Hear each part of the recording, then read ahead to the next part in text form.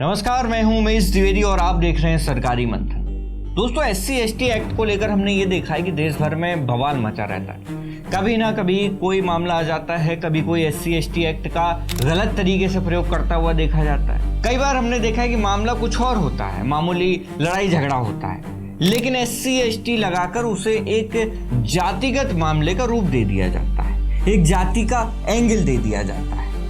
अभी इसी चीज को लेकर भारत के सुप्रीम कोर्ट और हाई कोर्ट के बीच में दोस्तों तनातनी हो गई। हाई कोर्ट का कुछ और कहना है और इसी मुद्दे पर सुप्रीम कोर्ट का कुछ और कहना है, और मामला तो यहां तक बढ़ गया कि सुप्रीम कोर्ट ने हाई कोर्ट को फटकार तक लगा दी। लेकिन आखिर SC/ST एक्ट के मुद्दे पर गुजरात हाई कोर्ट ने ऐसा क्या कर दिया कि सुप्रीम कोर्ट को हाई कोर्ट को तगड़ी फटकार लगानी पड़ी।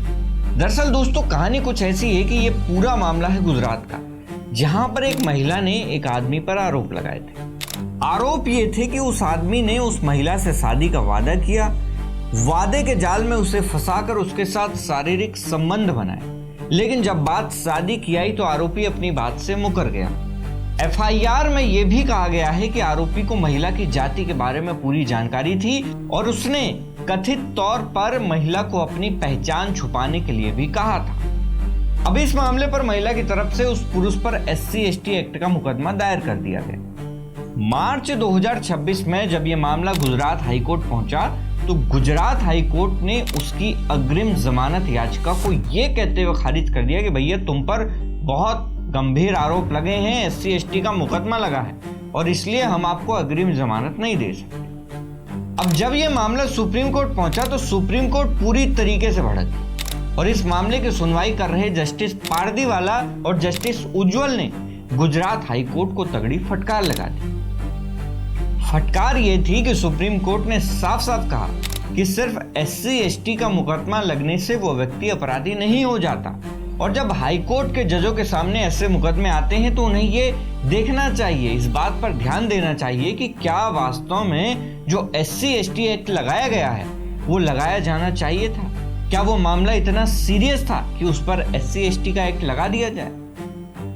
क्योंकि जिस तरीके से हर मामले में SC/ST का मुकदमा लगा दिया जाता है, फिर चाहे वो छोटा मोटा लड़ाई झगड़े का मुद्दा हो या फिर किसी का जमीनी विवाद हो, इसीलिए सुप्रीम कोर्ट ने कहा कि SC/ST का मुकदमा लगा देना कोई पत्थर की लकीर नहीं हो जाती है और हाई कोर्ट को लकीर का फकीर नहीं बनना चाहिए। दोस्तों, सुप्रीम कोर्ट ने साफ शब्दों में कह दिया कि अदालतें केवल इसलिए किसी की जमानत याचिका को खारिज नहीं कर सकती क्योंकि उस पर SC/ST एक्ट लगा हुआ है।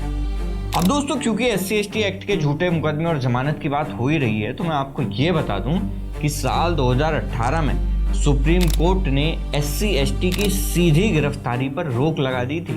जी हाँ, डॉक्टर सुभाष काशीनाथ महाजन बनाम महाराष्ट्र राज्य 2018 के एक मामले में सुप्रीम कोर्ट ने एक ऐतिहासिक फैसला सुनाया था और उन्होंने ये कहा था कि जो सीधी गिरफ्तारी कर ली जाती है इस केस के तहत वो अब नहीं होगी, और कोर्ट ने ये आदेश भी दिया था कि FIR दर्ज करने से पहले DSP स्तर के अधिकारी इसकी शुरुआती जांच करेंगे। लेकिन क्या आप जानते हैं कि इस फैसले के आने के मात्र 5 महीने बाद ही, यानी कि अगस्त 2018 में मोदी सरकार संसद में धारा A जोड़कर एक नया प्रावधान ले आती है और जो पुराने नियम जिन पर सुप्रीम कोर्ट ने बैन लगा दिया था कि सीधी गिरफ्तारी नहीं होगी, उन नियमों को संसद के द्वारा फिर से बरकरार कर दिया गया। यानी कि सुप्रीम कोर्ट ने जो फैसला सुनाया था उसका कोई असर नहीं रहा और दोबारा से सीधी गिरफ्तारी चालू हो गई। खैर, अब यह आप पर निर्भर करता है कि आप इसको लेकर क्या सोचते हैं, क्योंकि कहीं ना कहीं दलित अत्याचार की बात भी सही है तो वहीं दूसरी ओर फर्जी मुकदमे लगाकर SC/ST एक्ट का दुरुपयोग भी किया जा रहा है। दोनों बातें अपने आप में ठीक है। अब समय है, हमेशा की तरह मैं आपसे एक सवाल पूछूंगा कि 1990 के हालातों को ध्यान में रखते हुए जो SC/ST एक्ट लाया गया था उसमें आज के समय के अनुसार क्या बदलाव करने की जरूरत नहीं है? दोस्तों, आपके इस मुद्दे पर जो भी राय हो हमें कमेंट बॉक्स में जरूर बताएं, क्योंकि आपका एक विचार किसी के जीवन में बदलाव लाने के लिए, परिवर्तन लाने के लिए काफी हो सकता है। मैं हूं उमेश द्विवेदी और आप देख रहे थे सरकारी मंथन। नमस्कार।